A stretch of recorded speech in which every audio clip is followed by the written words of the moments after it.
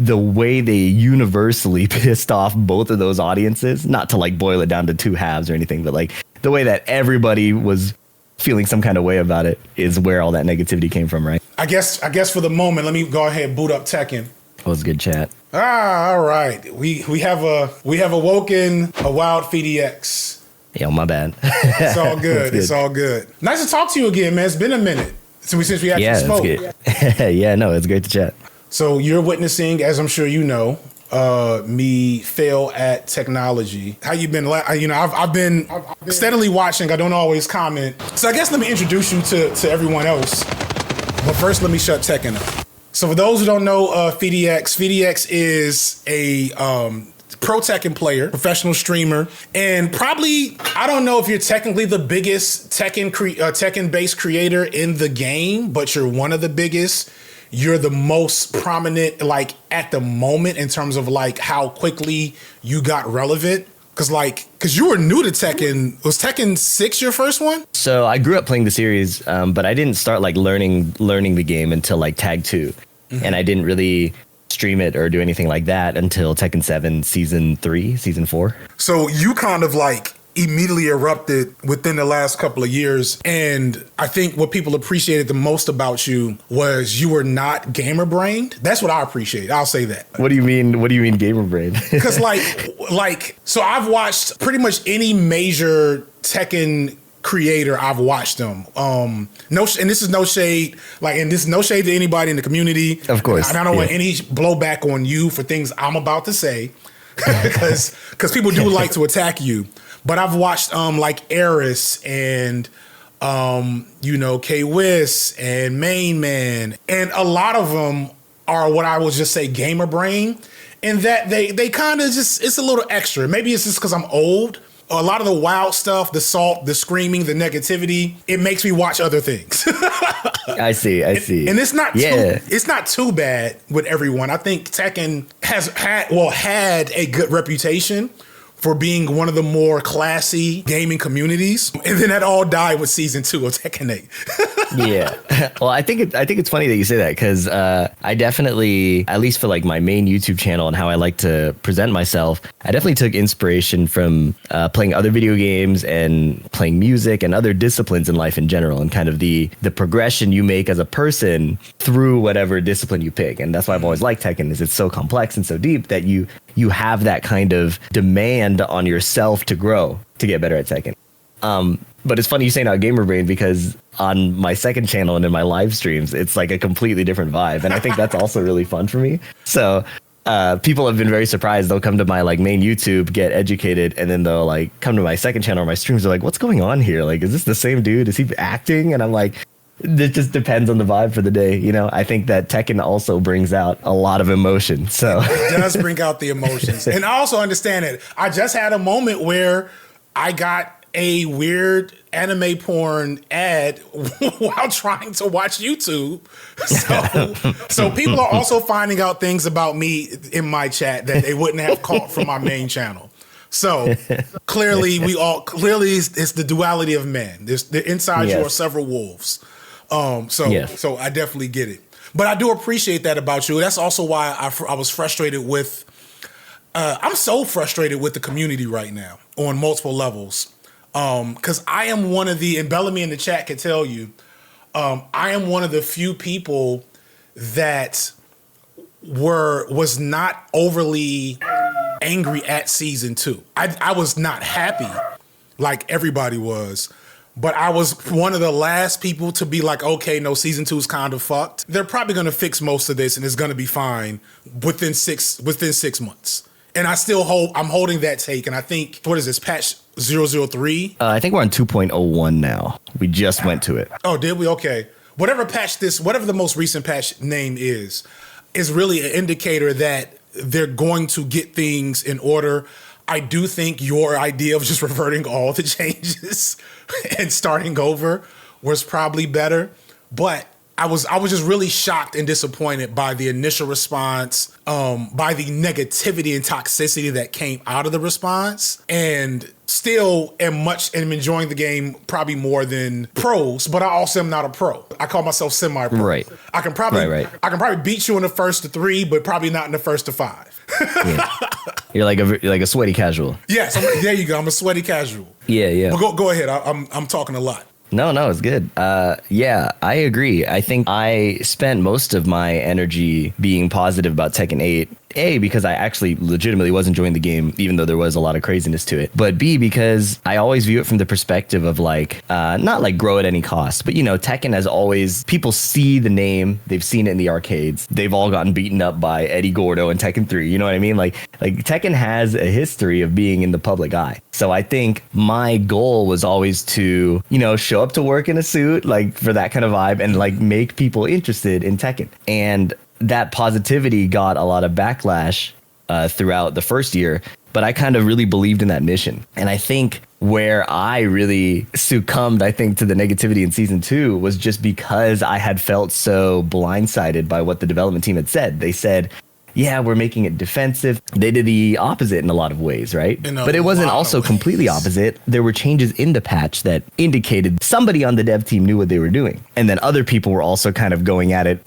just like, what if we did this? What if we did that? So I think the negativity came from so many different angles. There were people from season 1 who felt validated in all of the hate that they were already throwing out. Right. There were people in season 2 who were holding out for the improvements and felt blindsided by the complete 180. And I think the way they universally pissed off both of those audiences, not to like boil it down to 2 halves or anything, but like the way that everybody was feeling some kind of way about it is where all that negativity came from, right? So it caught me off guard too. And my friends and I, who had been grinding the game, especially during the off season, were very surprised by how upset we were. We kind of try to be level headed. Like, it's a game. It's not the end of the world. We have other things going for us we can go for. But man, even the whole past month, we're like, we just want to play Tekken, man. Yeah. I'm probably streaming more than I would. I had to stop myself from streaming more because I'm in I don't know. Can you see my screen? Because I will want you to look at it in a second. I want you to be able to see. Yeah, I see. Someone talking about. But literally, I have Tekken on PlayStation, whatever number we're on. What number are we on? Fucking 5? We're on the 5. Okay. I'm old. 5 Pro, maybe. I remember they're starting to blend together for me. No, I feel that. But then when I said I was going to start streaming, I set up a really ridiculous rig of things down here. So now I only play Tekken in this space, and I come down here multiple times a day because I'm not like you guys. I can't play for more than an hour at a time. My brain gets fried and I lose all my matches. The chat has seen it. They've seen me try to play for a little too long and go on a 8-game losing streak of getting 3-0'd. But I'm still playing it a lot, and I'm stopping myself from streaming every time I play because I don't want people to realize how much I'm playing the fucking game. So you're looking at my screen, right? I can't remember his name. Who's the really well-known American Brian player? Probably Ty or Tony or Jimmy J. Jimmy J. Tran. It was Jimmy J. I have a theory that I want to talk about. So I want to talk about the impossible situation that I think the devs are in by looking at 2 different Brian matches at Evo. Evo last year in 2024 in Vegas, and then Evo Japan that just happened. Okay. And I wanted to talk about it with you in particular because I feel like you have an excellent way of breaking down what's happening and analyzing. And I thought this would be a really good exercise. This may end up being really stupid because I'm a sweaty casual, but I thought it was really insightful. So humor me if it's no, bro, you don't know what you're talking about. So I remember being in the crowd for this match. I'm trying to find myself in the audience. Yeah, this is it. So this in particular is the last. This is because it's first to 2 in the winners pools still. I'm assuming it's first to 2. Right. It's first to 2 until like top 3, yeah. Right. Jimmy J. Tran, which is one thing I'll give. One thing, like, so let me put let me stop hiding my power level. To me, Tekken 8 is the best Tekken since 3, and I've played all of them. Now, parts of my lifestyle may have altered the way I consume Tekken at different times. Tekken 3 was the last Tekken I played in person with people as I was in college, and there were plenty of people that played Tekken. nobody could beat me, but it was still fun to play all the time. 4, Right. nobody liked, you know that. 5, I barely played because I was like trying to get a job. 6 is the first one I played online. I've played pretty hardcore 6, tag 2, 7, and now 8. And out of that group, 8 is my favorite for a lot of reasons. And everybody knows. Well, one thing I love about Tekken 8, and I think is a insightful, I think something that people miss about how it's really working, is that people are character loyalists again. And that was not something we saw in 6, 7, and Tag 2. You're seeing Knee completely just playing Brian. We're seeing Arslan sticking to, now he just switched to Lars because Lars is completely broken in season 2, but went back to his old main, right? Yeah, Nina. Right. I know that's hard for you because you are the mainless king, but it's hard for me too because I miss Marduk, I miss Gigas, and I don't like what they did with Raven. Too tough. Anyway. Yeah. I'm rambling, but I want us to so tell me about this match. Let's talk about this match real quick. Do you want me to mute it? It'd be good for me to watch again. Yeah, we can even go back and get more context. I think the third game is going to have a lot of adaptations. It would probably be cool to see how Jimmy does the earlier games too. So this is first to 2 at Evo 2024. This is Tekken's first Evo. This is season 1 in its most broken glory. Anyway, but watch this match, right? Who is going to break away from this? We're just a halfway single through jab this to fine. check. You'll see why I want to show this Good option there just to push for the wall. in a second. On setup, wall angles. Oh, this is the taunt back 4. That was a huge opportunity for Jimmy. It was 1-1-2, gets the grab. Unbreakable throw, side rolls Yoki. Dude, chased him down with the offense. Yeah, but he had an extra layer on top of that 4-2-3. So I feel like we're seeing very Tekken 8 gameplay right now. Nobody wants to block. Yagami is like, I'm doing all the moves. Nobody knows how to fight Reina yet, and I'm gonna fucking make it happen. I think right here, I don't know what, I think Grab. Unbreakable throw, side rolls Yoki. Dude, chased him down with the offense. Yeah, but he had an extra layer on top of that 4-2-3. He had a 1+4. couple 1+2 throw is hat-tricks. good. He That had point legs. for Jimmy J. Stop the Trent. bleeding. This could be it. Right. Yagami's got to fight back if he wants to stay alive. Wow, Both of them electric just coming out interrupts the cross. swinging That's 1+2 to the wall. Yeah. Okay, Reina could definitely hurt. Oh, didn't my- get the delay on the second hit. It has to hit grounded. I'm not Recognize that though. I whiffed. Forced to go into heat here just to keep Yeah. Jimmy at bay. Yeah, Goes low in that this time. game, Oh, running the Sentai mix. blocking is disadvantageous, hang on. and that's probably Goes the for the first time dash in a in. One Tekken more game with it's been like that. Yagami. Right? Oh, Tekken, I think historically has been a game where it's really hard to open people up. 1-2, homing move, you try to step the 1-2, right? Versus Jimmy J. Who's gonna get Australia I think versus historically, USA? Tekken has always been really hard to hit people. Yeah. Tekken 8 has intentionally gone in the direction where they try to make it easier for the attacker. There's really no other way to put it. They want the attacker to have more success by swinging, right? That's why they're doing things like raising the HP and doing things like that. So the video volume was too loud. Okay. Yeah, chat, you got to be clear. You got to be direct with the Constant movement feedback. from Yeah. Yagami being Yeah, y'all know. Listen, y'all know I don't do this yet. But thank you for this. Lets me know I need to check my chat more when I'm interacting and doing other stuff, so I can make sure I'm paying. Yeah. So yeah, everything you said is all facts. And so I'm of the philosophy that the philosophy for the developers was that this is less fun as a mid to low level player, and less fun to watch. You mean like the old school way? The old school way. I think you Yeah. did that great analysis about that.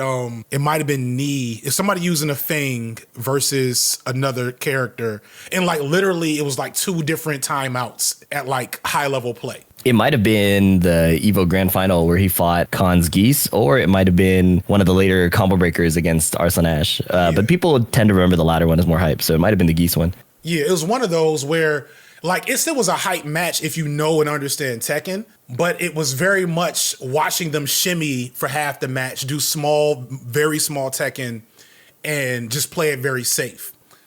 And what I'm watching now, especially if I don't know shit about Tekken, seems way more interesting and fun, right? This season 1 stuff. But this moment that's about to come up supremely stuck with me.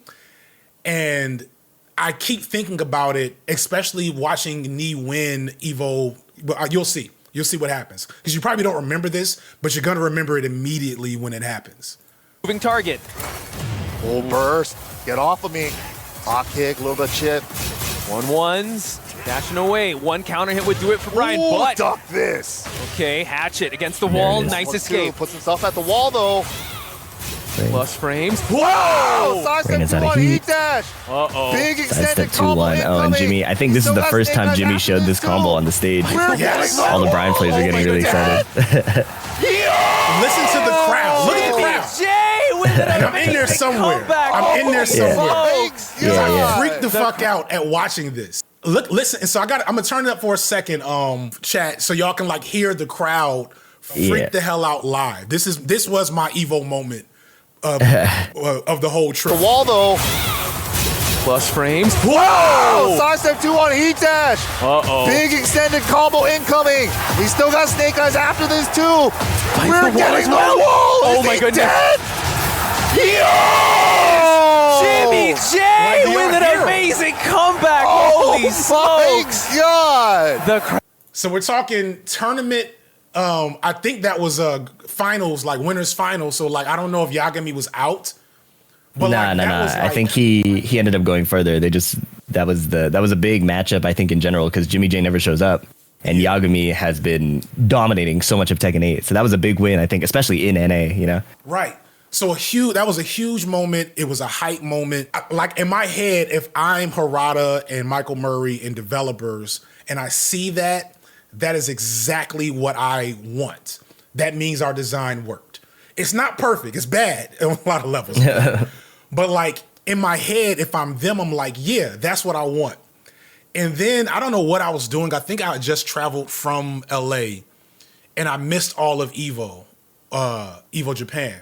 And when I found out that Knee won, I was like, oh snap, Knee's back. Cause like, you know, because the game is so different, Knee's adjustment to Tekken 8 has been kind of like, you know, like, damn, old man, like, get it together. We want to root for you, but he's just not been the same Knee. And so suddenly he's like got the hang of it. But then watching this like first match, I was like, this is what they're trying to avoid. So like compare that, right? Get Evo Japan champion is about to get crowned. Who will it be? Especially starting this 2025. Let's get it. Here we go, starting things off. 2-1-2 gets the aerial spike, but not enough time because of the activation of Starburst. Looking a lot better already. Yeah, Mogo, far less hesitation than before. Definitely. I can't believe they gave him that. I mean, everyone feels fine until they get clocked in the chin. Yeah, exactly. It hasn't happened yet, so he's going in. He's taking. I really don't even want to keep watching the first match. But if you watch this match, you already know what I'm going to get at, right? Which is that Knee barely swung the whole first two matches. Now, part of that is him, I guess, collecting data and figuring out timing, which is his own really cool thing from like a high-level Tekken thing. But I imagine that if I'm Harada and Michael Murray watching this as the grand finals, I'm like freaking out because the game already has negative press. And like, this is not fun to watch. But this is actually really good Tekken. Like we watched him toward the end of it. Keeping him honest. Yeah. The whip punish. He's spacing. He's spacing. I said get off me, bro. Crash impact denied. Oh my God. Oh, he missed that. Activate, no step. Cannonball straight, wall pressure. Block smash, hatchet. Sky slash Nova gonna save you for now. Got so much respect for Mogul to be able to pull that out. Stationary defense, not a lot of movement. No help to gain back here though.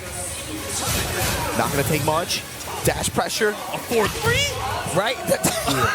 Me and Mark There's so much more going on with the last couple of matches as he closes this out. A little slower, low, gets over the low. And so I'm saying all this to say, But I not get why like he did it. belaboring He the wanted point to have. and also to find my fucking mouse.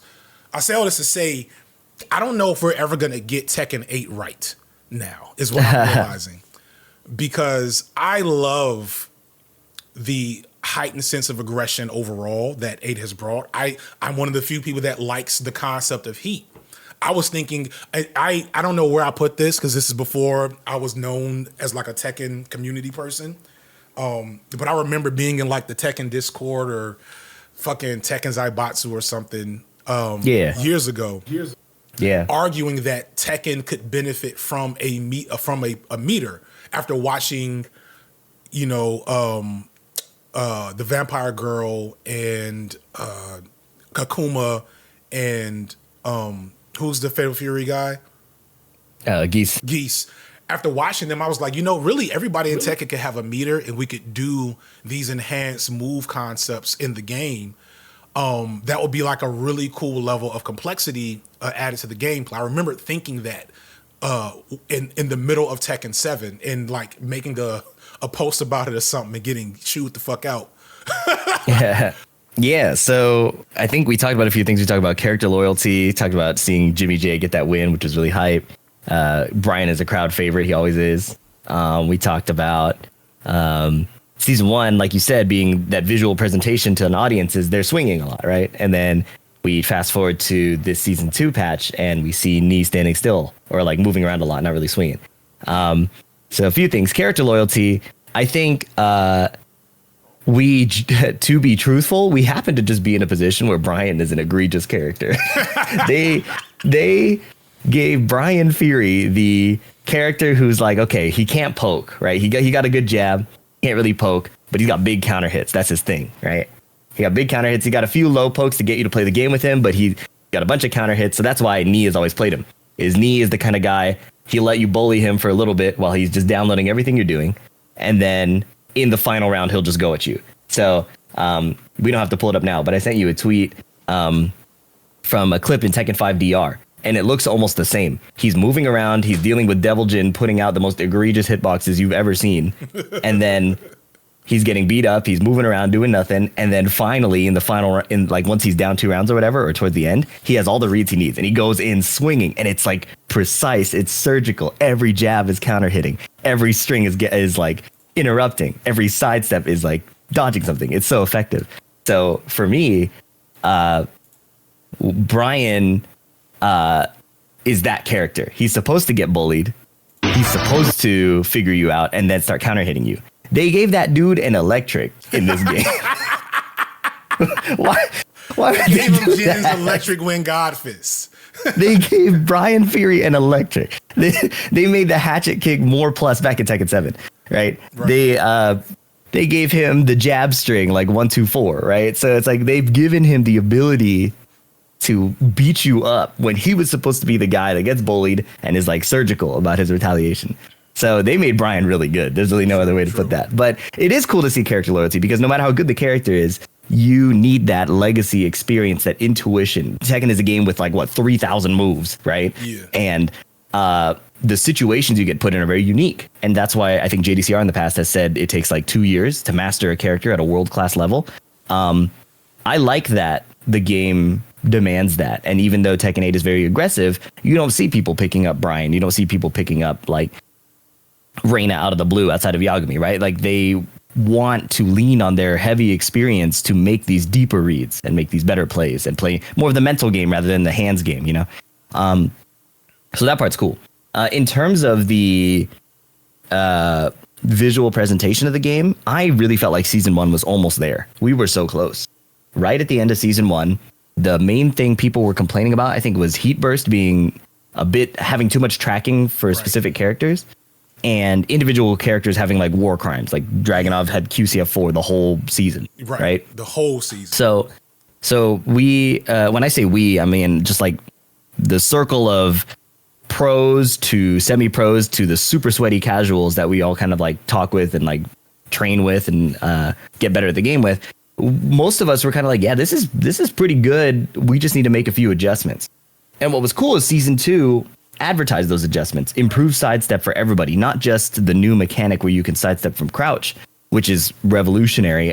People have mixed feelings about it because of how it changes mind games, but in general, it just makes movement better, which is cool. Yeah. But aside from that, every move seems to have a bit less tracking, whether they made the characters' hurt boxes smaller or whether they reduced the moves themselves. I think they just made the character hurt boxes smaller.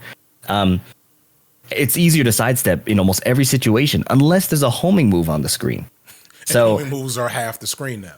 and that's what it feels like. It feels like they made these system changes Maybe Nakatsu signed off on that and said, okay, great, we made these system changes. Now you guys do the character stuff. And the team that took the character stuff said, oh my goodness, we're getting sidestepped by everything. Now we got to make sure that you can counter that. Right. So that there's no proof of that being the case, but that's my hunch based on reading all the patch notes, reading every single change. It's like somebody went in there and had a good idea of how to nerf the characters and had a good idea of how to improve the system. They had some bad ideas too with like the wake up changes and things like that. But in general, it seemed pretty good. I also hate key charge. That is one of the I agree with that. Things. But go ahead. I feel like there was no reason to nerf that. Like that is such a specific thing, and the trick is just stay down. You know, like just wait. So I was annoyed at that change as well. But I think that and now that Harada has revealed that there was a newer generation team, Nakatsu didn't sign off on every character change or every individual balance change. Now, I'm really I'm having more confidence in my theory that he maybe took a great look at the sidestep changes. When he put out a demonstration in early season 2, he was showing sidesteps that I never really thought of. Like he would block a Zafina low and then sidestep to dodge the second hit. And that's also interesting. Didn't they say that same team was involved with season 3 of 7, which I think was probably where like 7 had a pretty universally positive sentiment from the community, like the whole way through. Yeah. And, people complained about stuff, but like that's just natural. And then I felt like it was season 3 with wall bounce, new tactics. Right? Yeah. I feel like that's where like the community started getting a little annoyed. Well, that and fucking Leroy. Leroy was a egregious, but they nerfed him to normalcy relatively quickly. But season 3 as a whole was like a lot of stuff that people were kind of like, this is weird and un-Tekken-like and egregious, but it was still on top of like the core Tekken mechanics, so it was fine. And so now I think that team just had way too much power for this update. Like I was surprised they did so much of an overhaul, like so many new moves in general. And then when I look at things that were done, like to me, the most egregious thing is a Jin. Yeah, it doesn't get too much more. Like there's bad ideas, like Brian having an electric wing God fist is stupid, right? But Jin having, who I think the perfect Tekken 8 character is, and it just so happens to be who I main, Asuzena. Asuzena perfect in what sense? Asuzena is the perfection of the game design concepts that they had in mind for Tekken 8. And I think, especially after, I don't think they should have nerfed her running 3-2 down to 5, down from, like I saw, they nerfed down from 5 to 3, but it's still good enough so I can go in the stance. But the way Asuzena is designed, I think is so perfect for what Tekken 8 is supposed to be. And the problem is they put that design on Jack. You know what I'm saying? Yeah. That design's also on fucking Hwoarang now, where every punish goes in the stance. Yeah. Every plus on frame move is into stance. So now everybody, like literally 90% of the roster is stance-based characters. Yeah. I think I see what you're saying. And I think the team agrees with you. I think they agreed that Azucena was the best design because now everybody is trying to do that. But to even more of an extreme degree, it feels more like they found the template they wanted with Lydia.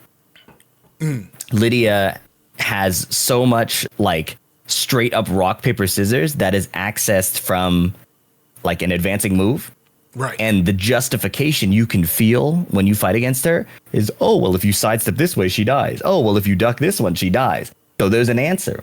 But what they didn't, I don't think is clicked for them in this current iteration of the team is that just because something has an answer doesn't mean it's fun, right? Like you can flip a coin. Is that fun? No. What's cool is that there might be multiple options for this kind of offense and multiple options for this other offense, and they overlap in weird ways. So you get people manipulating each other into looking for one thing and getting hit by another thing, right? But now it's so simple that it's, oh, you hit me because I was looking for the other thing because there was a true 50-50, right? So it's not that Lydia is overpowered. It's just that when she works, she feels really good for the attacker, really bad for the defender. When she doesn't work, she feels really bad for the attacker and really, okay for the defender. It's like, it's very surface level, I think. So, and that's why I think that, yeah. And that's why I think Asuzena works, because her rock, paper, scissors is 3-dimensional. And I don't mean that in terms of like you can step her, because you can, but also like it's more of a mind game, because like I started. I feel like when did I start? I probably started Asuzena after Evo, because I wasn't satisfied with Eddie, and I just refused to use like high tier characters, and I've always been a fan of like trickster, steamroller type characters. Hence me being Marduk. And so I started when I started playing around with Asuzena, I was like, oh, okay, this is actually a really cool. The concept of the Liberator stance is so cool, because it's not just you can't swing high or low, right? It's also, if you go mid, I have a power crush. But the power crush is too slow that if you jab me, you'll knock me out of it. And then you have like fucking Reyna's my worst enemy, because she has that low crushing crouch launcher. Yeah. So that like and the 12 frame advancing mid. Right. So it makes it hard to it's the whole other conversation. Yeah, but like so that's cool. But when it's Jack, it's not. It doesn't make sense. Jack used to be the fundamentals, stalwart, like approaching. You watch Anakin play Jack. Yeah. And it's a thing of beauty, but it's also so simple. He pieces you up, and it's just like he's just cooking you, Right. Right. And I don't know if Anakin's had a lot of success in Tekken 8 either. I feel like I haven't seen him much at all. I think Anakin had a similar thing that Nee had. I think that Nee in the first season of any Tekken tends to struggle a bit, because it's kind of like how he plays long sets. He is gathering information. He's optimizing how he wants to play, and eventually he figures it out. Now, I'm sure from his perspective, like if you saw his tweet, it's just a lot of frustration. It's a lot of losing, and it really sucks. But we've seen Nee do it before, where he slowly starts to figure it out. And once he has the game figured out, then it gets ugly, right? It took the same thing in Tekken 7, Yeah. There are the people who shine really well early, and then the people who get the download and get really, really clean later. So, especially with the character like Jack, like like you said, he's just so different. And I think that they had this vision for how they wanted the game to be aggressive, and their only understanding of aggression is, big neutral button into stance. Right. Defensive power crush into stance. It's like that's just their only understanding of it. When I play this game, I'm having a lot of fun. It's because I've matched up with someone. And I guess this is also a universal thing. Like when you match up with people, because I've played people and I hate playing them, that it's all flowcharts. Yeah. Right? Those are really annoying. And then I'm also annoyed by people who are like just anomalies, but like that's a different set of annoyances. That's not the game's fault. That's like those people exist in every Tekken. People that just don't follow the rules. They'll just sit there, they'll just stand there half the match. And Oh yeah, I see. Yeah. There are the players that are very out of the box to the point where the way you have to beat them is not really fun. Yes. Yeah, exactly. Yeah, both of those extremes. Like the flowchart people, it's not fun because suddenly I'm playing like a demon soul, a souls boss. Yes. I have to just learn your flowchart and respond to it every time, and then I stop playing because now that's the thing I end up doing, and that's really messed up for me. Is I stop playing Tekken and I just start playing Souls, which I don't even like Souls. Never played a single Souls game. I'm gonna be so real. Neither do I. Good. Oh man, kindred spirits. People try to make it seem like we're the weirdos. And like I end up losing to those people more than I win because I stop playing my game and I just start wanting to show them that I know how to stop their stupid fucking flowchart. And then there's the anomalies where it's like, what game are we playing? And then I figure out what to do. But the really good ones are when I do play, I have a lot of fun matches with, who do I enjoy playing the most? I like playing Lee. I think I enjoy playing Lee's the most. League players will probably tell you it's because Lee sucks right now. But That might be the case. But, even but before, I mean, I disagree with that take, but that is what they will probably say when they hear you say that. yeah, I like playing Brian's unless they're doing Yeah. that fucking low hatchet all day. Right. I like playing Claudio's, in fact, because like they're kind of still more like Claudio doesn't have punish into stance. I don't think he does he? Am I tripping? No. There's no 10 frame punish into stance for Claudio. Correct. Like I'm trying to learn this person's, because Claudio, all the Claudios I play at, again, the sweaty semi-pro level, they're either not that good and they haven't figured it out yet, so they're doing like running twos all day and hop kicks all day. Yeah. Or they're poking at you and sidestepping with his abnormally good sidestep and hitting you with counter hits, and big buttons. And so it's so much fun because it's that mind game, that like dance of Tekken that made me play this for 20, 30 years. Fuck, when did Tekken 1 come out? Is that 1995? I've been playing Tekken for 30 years. Something like that, yeah. Shit. I've been playing Tekken longer than you've been alive. Probably, yeah. me and Main Man, I think that's it. Yeah. At least that's got a platform. But Right. yeah, I don't know. It's interesting stuff. So yeah, I'm happy that we had this conversation. I've been wanting to have like a real conversation with somebody that knows Tekken literally for like a year. As I'm learning, as I'm thinking about the game, definitely since season 2 started.